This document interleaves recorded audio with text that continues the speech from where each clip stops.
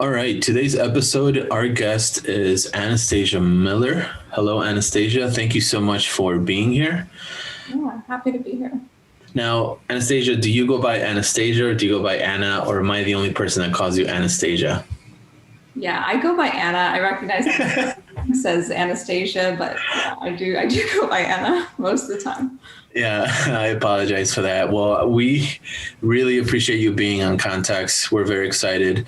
Actually, we met a couple of years ago back when we were able to see each other in person. You were a winner at the International Housewares competition while you were a student at Arizona State University. And that's where I met you, and your work was fantastic. And we can dive in a little bit more about that in a little bit. But a little bit about yourself. You're an industrial designer currently working at Smart Design in New York City, and you have experience working at GE Healthcare as an intern. You've also interned at Farm Design, Frog, and now you're working full time as an industrial designer in the Big Apple. So that's very exciting. And according to your profile here, it says that you're an industrial designer interested in improving human-to-human interactions with the advent of intimate computing, independently researching how technology can lead to more meaningful content consumption and generation. That is very high level. Does that still represent who you are? Yeah, that's a good question. I think that's probably pretty out of date at this point, but that is sort of my side interest. I always have side projects going, and I tend to spend the time when I'm not doing work looking into topics that are interesting. And I think I'm generally very interested in how technology has changed our behaviors with our built environment and with each other. So yeah, that's sort of independently one of my pursuits are. Awesome. Well, today's topic, we are going to be covering shaping your career and educational outcomes. So Anna, let's get started. Yeah, perfect. So I'm just gonna share my screen here. All right, so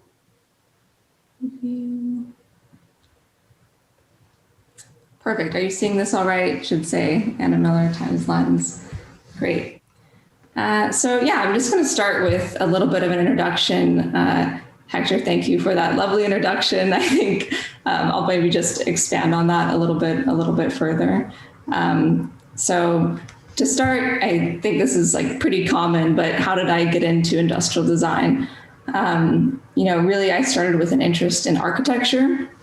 So when I was a kid, my parents would always find me in the grocery store in the magazine section looking at Architectural Digest. And it was something that my dad was like, okay, we'll just get her a subscription. And I kind of ate that up. I was very interested in architecture and interiors, and that's actually kind of where I started going to school. I graduated a year early, and I started in my senior year of high school interning for a furniture manufacturer, but then also going to school for interior architecture. And kind of at that time, I started realizing that I was more interested in sort of the things that go inside of the home, designing the objects more so than the built environment. And I had a mentor at that time who was an architect who sort of helped kind of make me realize that as I was just really early on. And so I think sort of combination of things, I took a visit to a friend who was going to Georgia Tech and found out that industrial design was a thing in the world. And that was sort of the gateway into kind of going to Arizona State University for industrial design. So I'm from Phoenix originally, and in-state just made the most sense financially. So started at ASU and went to their Herberger school. While I was there, I was pretty involved in IDSA. So some of my friends from my same year and I were leading up the student group during my senior year. But I think really what I learned at ASU was my hard skills and starting to develop my voice and my interest as a designer. So sort of throughout my time at ASU, I also was interning consistently through pretty much from sophomore year all the way through graduation. I worked for this company called Nicomia, and they are a small furniture and sort of like museum manufacturer in Phoenix. So while I was there, I got to work on a lot of children's exhibits and larger, more sort of experiential work. So then after that, I think my next internship or sort of concurrent internship was GE Healthcare. They're in Waukesha, Wisconsin. So that was my first time living in the Midwest and sort of my first exposure to what I consider true industrial design. So, in this case, working on injection molded parts. We were, when I was there, working on projects that were adjacent to MRI and radiation equipment. So really my first exposure to medical also, which sort of shaped my next internship, which after that I started interning at Farm. And this was the first exposure to a consultancy. So sort of one thing leads to another, but at Farm, I really learned how to work like a consultant. So how to brainstorm, how to ideate, how to quickly move from one project to another, and sort of started to learn those core competencies that come with consulting environment. And then after that, I went to Frog in San Francisco and really got exposure to the design community there. I think San Francisco is really unique, as is, I think, New York and Chicago, sort of bigger cities. It was sort of a community feeling and not something I'd really been exposed to in the other internship opportunities. So once starting in consultancy with Farm, I think it kind of was sold me, and I've been doing it since then. So that sort of leads me to where I am now. So I've been at Smart Design just a little over 2 years now, and just this is sort of giving you a glimpse at my camera roll over the past 2 years and some highlights that I've pulled out. But just a little bit about Smart. I think Smart's pretty unique in that it still is independently held, so it really has a smaller, more familial vibe. I think it's also some of the most talented people that I've worked with in my career so far. I think it's been just a really great place to start out and to grow. And also some of like the best views from a shop in the city. So this right-hand corner is just showing an image of the workspace, and just truly a pretty unique place. So that brings me to the conversation. So hopefully now that you know a little bit about me and my background, established some trust from there. So what am I talking about today? So really this is intended to be a conversation on shaping your career and educational outcomes. So I'll unpack this as I go along. But really, I think something that I want to emphasize as I go through this talk is that this is not a one-size-fits-all. It's more so some anecdotes, some things that I've found helpful throughout my career, some things that I think I wish I knew sooner. So sort of take some of this with a grain of salt. And so with that, like I said, this is my shape. This is kind of how I've developed and how I've found found it helpful to shape my career.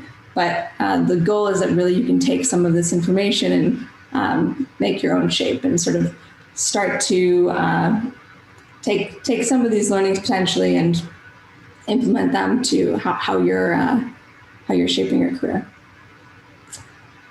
So yeah, the first thing that I want to talk about is establishing values. So these aren't really in any order of importance or any particular order, but I think first thing that I wanted to talk about is establishing values. So what do I mean by values? I think it's important to distinguish between what is a value and what is a goal. So values are more what's important to you, why you're doing what you're doing, more long-term direction. How are you steering the ship?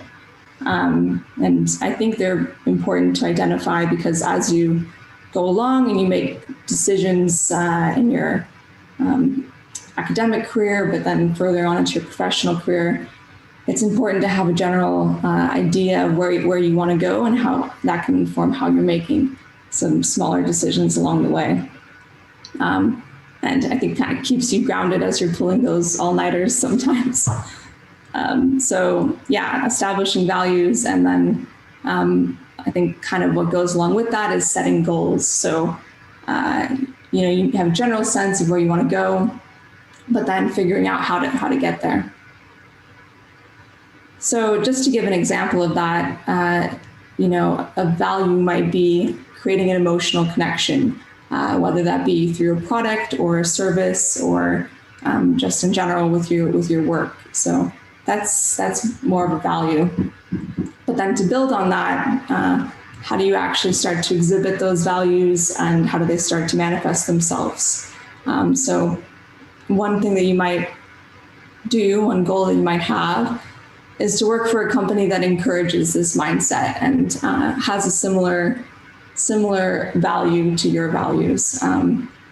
So I think, just even early on in school, identifying companies that resonate with you, that share some of your similar values, and it can be helpful to use them as a reference point for how they start to really put their values into their work.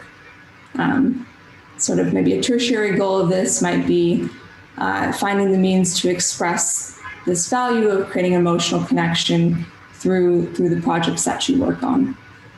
So I'll just give a couple of examples of how I've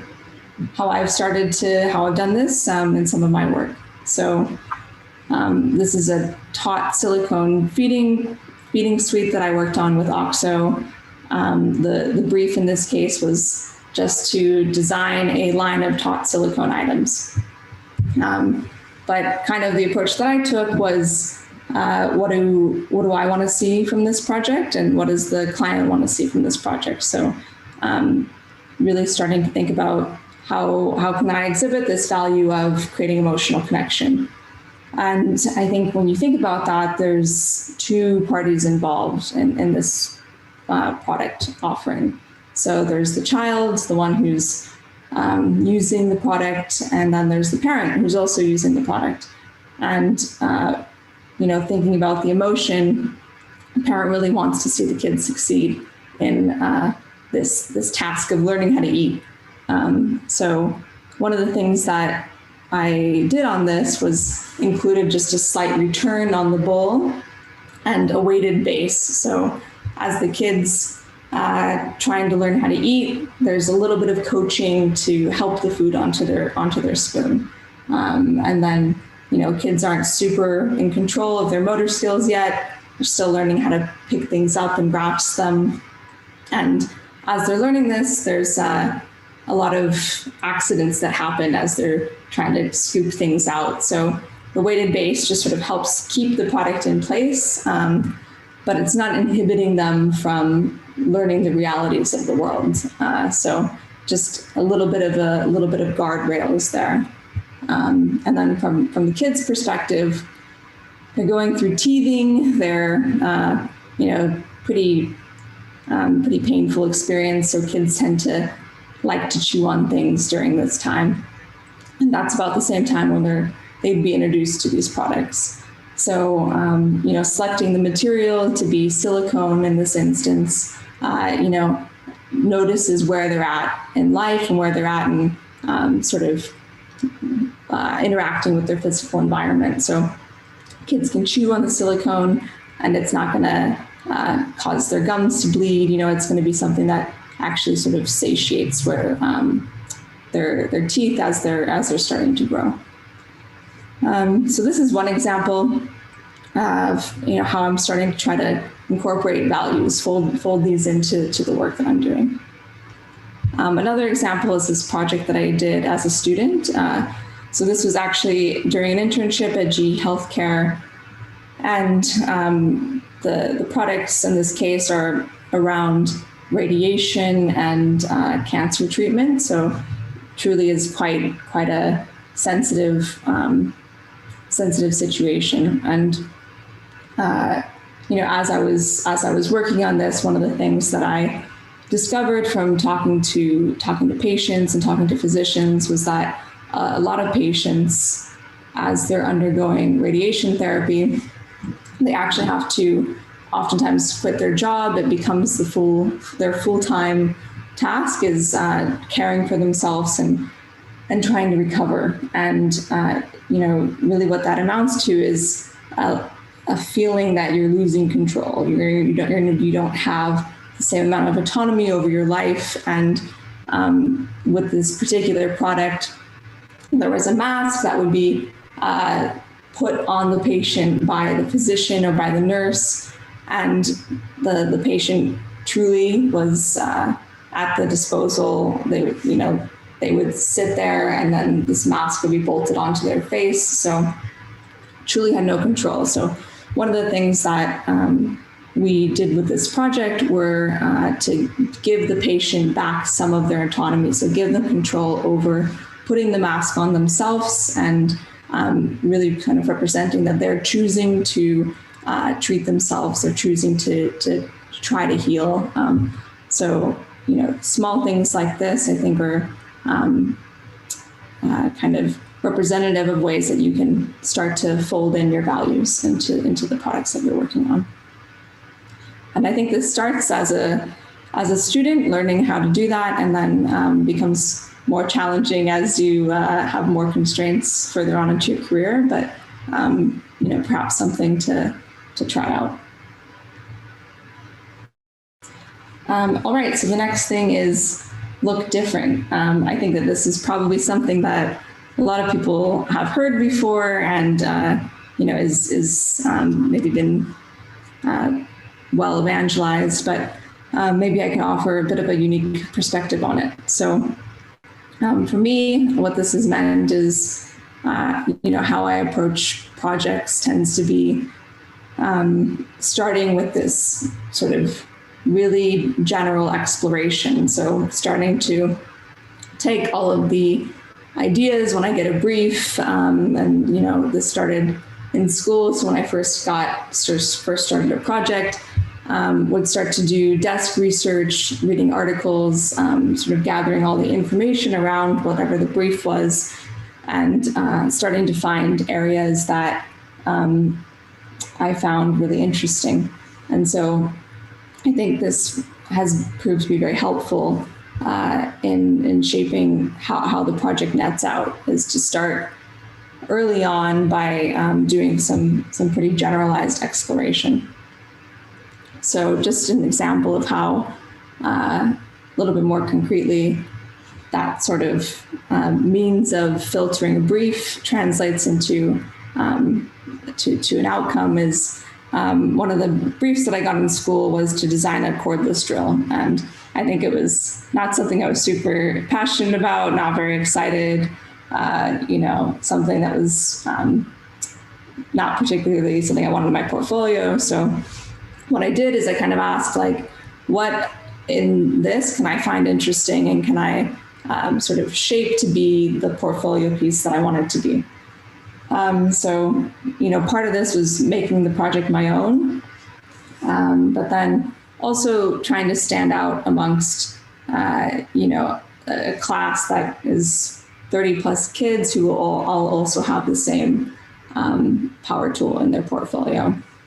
So for me, I took this brief and personalized it to be design a cordless drill that enables mini makers to learn crafting. So, in this case, something that I was very interested in were kids not working with their hands as much, kids not playing as much and being more on a screen.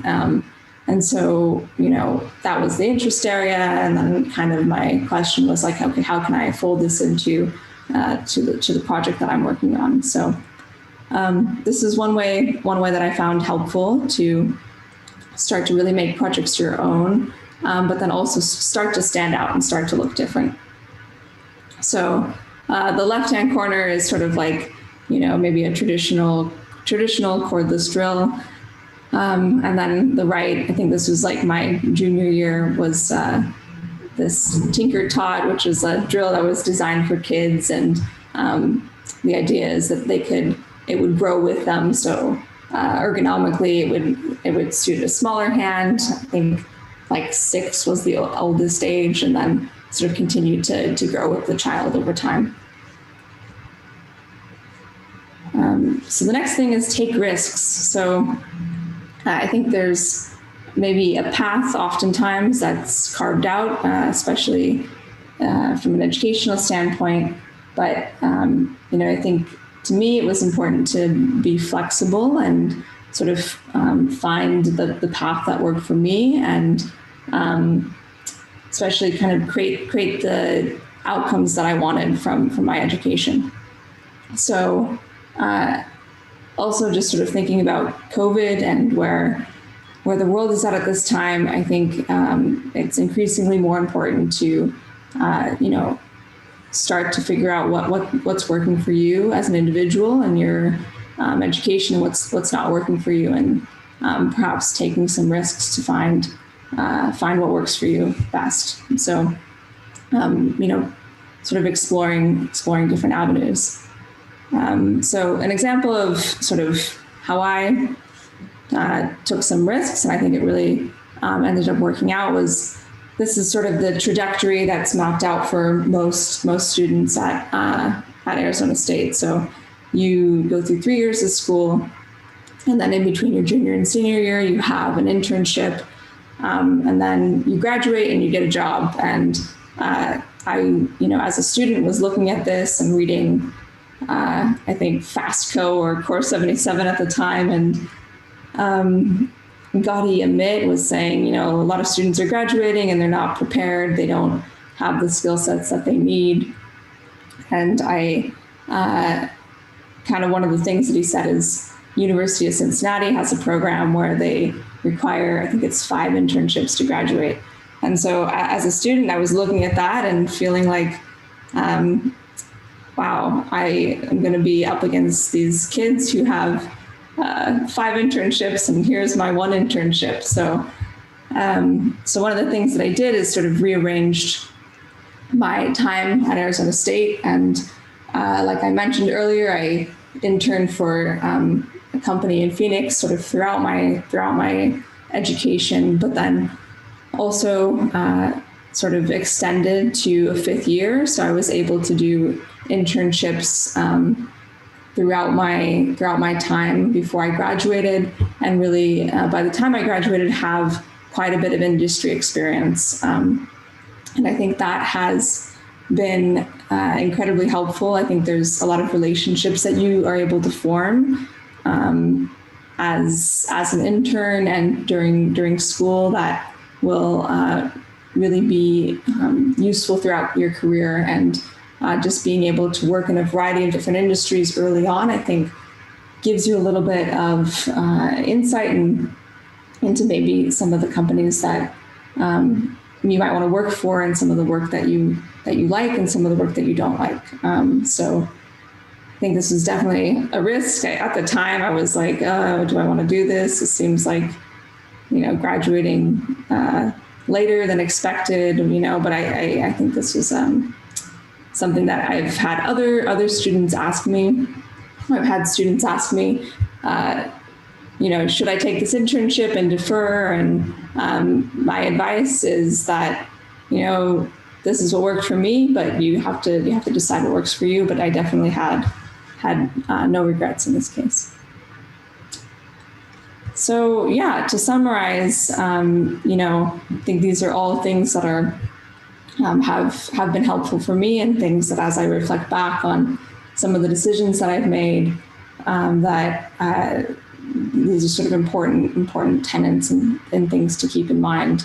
However, I do want to emphasize that it's just important to have fun and to explore and to truly enjoy your work. I think as a designer, you put a lot of yourself into the work that you do, and you often have some demanding workloads. So you have to remember to enjoy yourself and to have fun. So. Okay. Well, thank you so much for sharing that. And for those who are listening, we're going to make sure that, you are able to check out this presentation. So when we get this all edited and recorded, we'll link it to the video. So Anna, thank you so much. I have a lot of questions to ask you. And I think one of the questions that comes up immediately when you were talking about your work is asking the professor if you could personalize a brief for a project. And I love that. I love that in so many ways, because as an educator, oh my God, I wish that students would come forward and had that kind of drive to even ask. I feel like a lot of students, when they enter their design education, and this is completely fair, right? Everyone is young and naive and still trying to grasp what they're getting themselves into. But I want the students to be go-getters. I want them to question everything that I'm teaching them, because that makes me a better educator. That makes me want to go out and continue learning to make sure that my students have the best, content and the best information.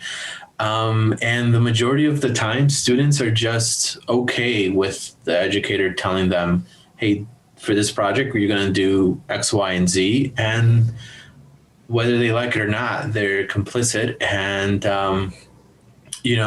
I think that's one thing that really stuck out with that project that you showed, is that you went and you negotiated, because you were like, yeah, I don't know if I want this in my portfolio, but what can I do? And then this is what, you went and you spoke up, and it looked like it kind of worked in your favor.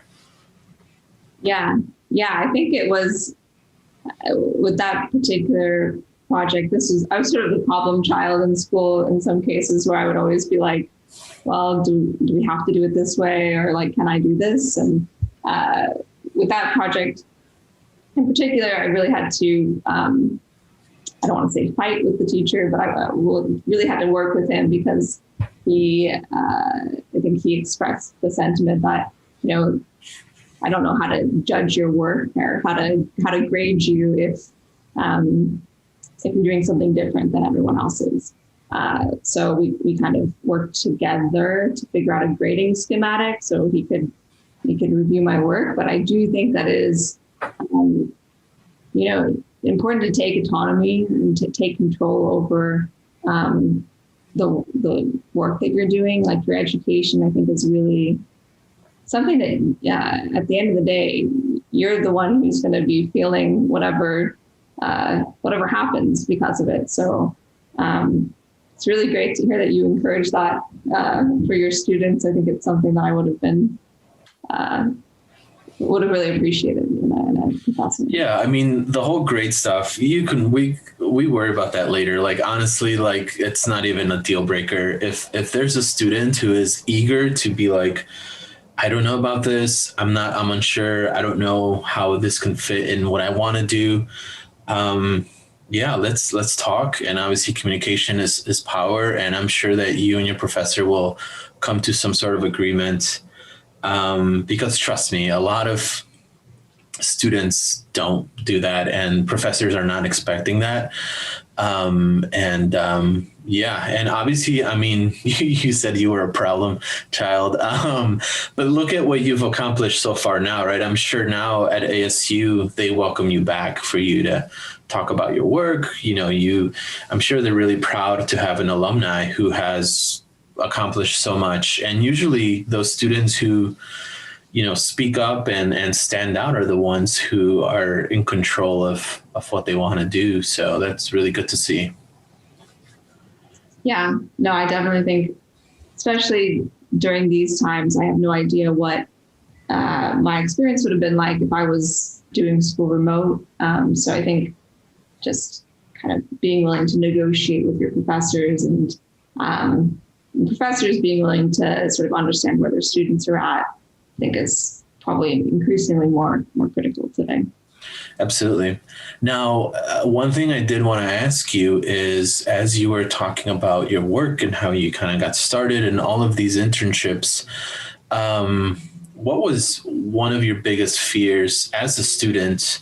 Because industrial design is a field and a discipline where you kind of have to be the jack of all trades. You have to be pretty strong at a lot of things. And as a student, what was like one of your anxieties? You were like, oh, I'm unsure of this, or insecurities maybe. Yeah, around internships or interning in particular? Well, I think in general, because I think once you are able to get an internship, that really starts to build your confidence, and your confidence really comes forward, and it really you have less insecurities, because as like yourself, you left school with about 3 internships. So when you graduated, you must have felt really good. Yeah, so I think before getting internships, I think there was like my first internship at GE. I think I had like a list of 30 plus places that I had applied to and not heard back from. And I think there was this major anxiety of like, oh no, what if I can't actually do this? What if I've just been doodling for the past 3 years? So I think I think that was a major fear, that that first internship, I think, really helped understand more of the skill set that I needed to be sharing. However, I will say it was, again, the next internship was also a lot of work. It was also like a completely different, the thing that got me to one internship isn't necessarily the thing that got me to the next. So you constantly are having to revise your portfolio and change it based on where you want to go and the company's expectations. But yeah, I think that was definitely something throughout school that I was, what if I get done with these 4 years and 5 years and I don't have a job, So I think that's, kind of this fire that is lit under you because there's not necessarily a guarantee. And I think there was one of my professors early on had given a statistic to us that he looked at the class of 30 kids and was like, 3 of you will end up with a job in industrial design, and it's like everyone looks around the room and then all of a sudden you're like, oh, so we're competing, it sort of instills this mindset in you. And I think that honestly, hearing that statistic early was something that was pretty motivating, realizing that there's not a guarantee at the end of this. Yeah. So I think that was, the fear of potentially not knowing what's at the end, I think was something that kind of I was able to use it to, in a healthy way, but I think it's definitely something that can be kind of crippling if you think about it too much. Yeah, I think professors love scaring students. I've definitely done that. One thing that I've told my students most recently when I was working at the University of Notre Dame, which is a pretty elite, but also very expensive school, I would remind my students that there are no guarantees, even if you go to the most expensive school in the world, because there are students out there that are going to community colleges, they're going to public institutions at a fraction of what they're paying. And that's who they're competing with. And whoever hires you doesn't care if you paid more tuition or not, or where you went to school. And it's going to come down to your work.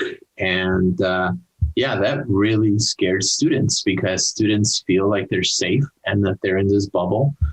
One, that could be scary, but two, I hope that it's also extremely motivating, and that, it lights a fire and students are able to really focus. And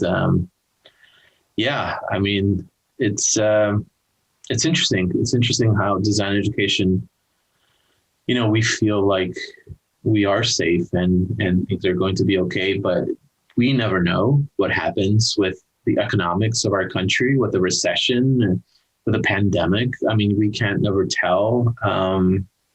So it is very interesting times. I graduated during the first recession, and everyone was like, trying to survive. And I think out of a class of 35 students, only 4 people got jobs.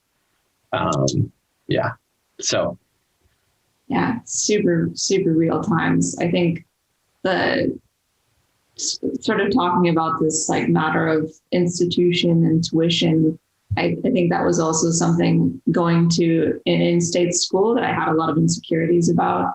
I think, it was purely my dad was like, yeah, I'm not gonna like pay for you to go to some elite school when you can like get in-state tuition and in-state scholarships or whatever. And I kind of had a lot of like insecurities about that, thinking like, what if I'm not able to get the job that I want? What if I'm not able to, what if I don't stand out because of that? And I think that is something that's kind of unique to industrial design, or maybe some creative fields, is that you don't necessarily have to pay an insane tuition to get the education that you want. I think that's perhaps also something that going to one of these, more elite schools, let's just say that,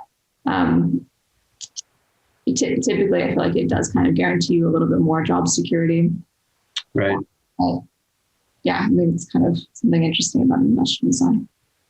Here of a couple of more questions for you. And I think a lot of these questions have to do with you as a designer and as a person. And I'd love to hear your thoughts on this. But question number 1, what is something that sets you apart as a designer? Yeah, so I tend to maybe think too much, but I tend to really start pretty wide. And I do these sort of mind dumps throughout the course of a project that I think helps give clarity. So as some of those sketches that I showed early on, I think that's like something that I've just sort of developed over time that I've sort of found as helpful, but I think it also kind of is something that I don't really notice many other designers doing. Mm-hmm. So I think there's that, and then I think maybe more from an ID standpoint. I do tend to try to really focus on bringing an emotion or life or something that really feels like it isn't something that exists in the world. I think that's something personally that I feel like there's so many products and it's overwhelming. I think actually going to the House Row show as a student I've never seen so many products in one place in my life. And I think it's all the more kind of that really kind of was something that was pretty eye-opening, that if you're going to be doing something, it should have a place in the world and should feel like a unique statement. So for me, that's trying to approach it through an emotional lens and infusing some sort of life into it. And I think it's partially is something that it's a means of me expressing myself or putting myself into the project, but it's also, I think the goal is to have it be a means of the person resonating, the user resonating with the product as well. Right. Okay. Question number 2, who influences you? Interesting.